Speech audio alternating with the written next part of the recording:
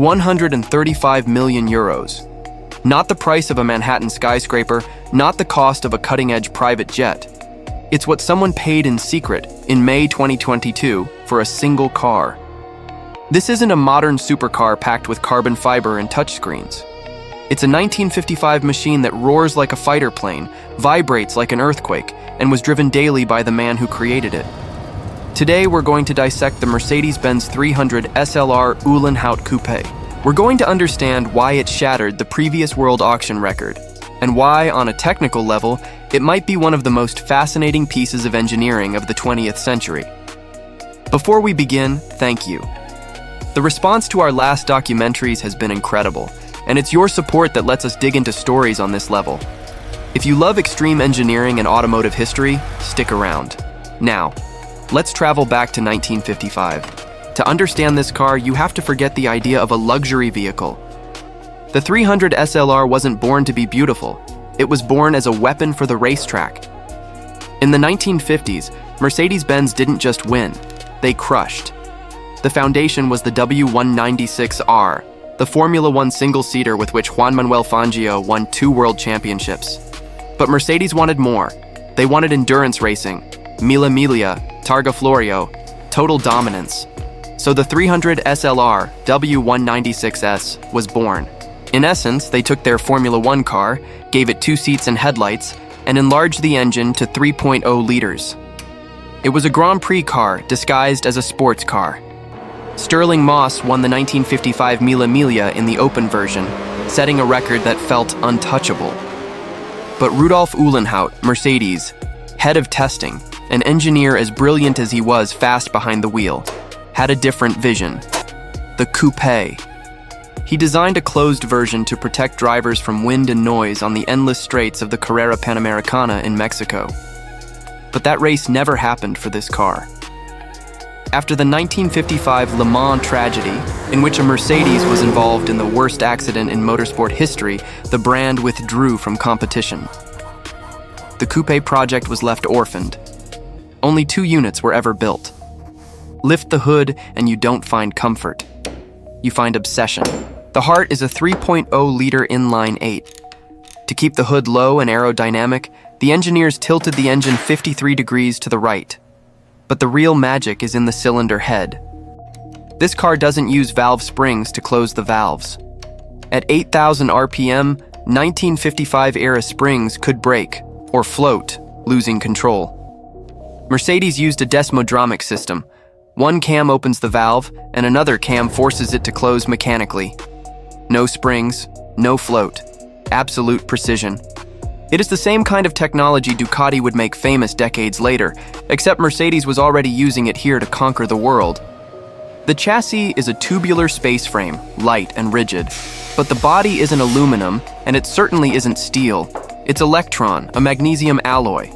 Magnesium is incredibly light. The car weighs just 998 kilos dry, but it has one terrifying flaw. It's highly flammable. Driving this in the 1950s meant sitting on an ultralight time bomb. And those famous gull-wing doors? They weren't about style. The tubular frame rose so high along the sides to guarantee stiffness that conventional doors simply weren't possible. Form followed function, strictly. The result, 310 horsepower and a top speed of up to 290 km/h. In 1955, to put that into perspective, most family cars of the era struggled to reach 110 km/h. This thing wasn't a car, it was a spacecraft. There are many Ferrari 250 GTOs, there are many McLaren F1s, but there are only 2 Uhlenhaut Coupés on the entire planet. One is known as the Blue for its interior, the other, the Red. Both spent their entire lives under Mercedes-Benz custody. They were never sold, never parked in a private garage. When the racing program was canceled, Rudolf Uhlenhaut took one of these prototypes as his company car. Legend says that running late for a meeting, he drove from Munich to Stuttgart, about 230 kilometers, in under an hour. Imagine that. No modern seatbelts, no traction control, drum brakes, slicing through 1950s traffic at Formula One speeds. The noise inside the cabin was so brutal that Uhlenhaut suffered hearing loss in old age. This isn't a car for leisurely drives. It's a machine that demands a piece of your soul. The unit that sold was chassis 196.111.855, the red. It was meticulously restored in 1986 by Tony Merrick and became a star at events like Pebble Beach and Goodwood. For decades, Mercedes-Benz had one answer for anyone who wanted to buy this car: a firm 9. It was treated like national heritage. But in May 2022, something changed. RM Sotheby's staged a secret, private auction inside the Mercedes-Benz Museum in Stuttgart. Only a handful of pre-selected collectors were invited, people with pockets deep enough and reputations clean enough to be trusted with a piece like this. The bidding opened at a number already higher than the previous world record, 50 million euros. In the end, it came down to 2 bidders. When the hammer fell, the figure became history: 135 million euros, about 142 million at the exchange rate at the time. Why did Mercedes sell its crown jewel? Not to pay bills. Every euro raised went to create the Mercedes-Benz Fund, a global scholarship program for young people in environmental science and decarbonization. They sold the most glorious combustion-era artifact of their past to help finance a greener future. Now let's face the number: 135 million. The previous record belonged to a 1962 Ferrari 250 GTO, sold for around $48 million. The Mercedes nearly tripled it. What justifies a leap like that? First, absolute exclusivity. 36 GTOs were built. Only 2 Uhlenhaut Coupés exist, and one will never be sold. Second, provenance. Buying directly from the factory is the highest possible guarantee of authenticity. Third, art versus machine. At this level, a car stops being transportation. It's valued like a Picasso or a Da Vinci, an irreplaceable trophy asset. Experts like Simon Kidston, who handled the winning bid for the anonymous buyer, had pushed for 18 months to convince Mercedes to consider the sale. It was the kind of object money simply couldn't buy, until it finally could.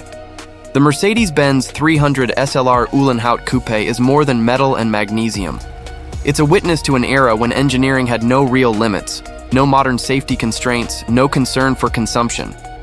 It may be the fastest company car in history.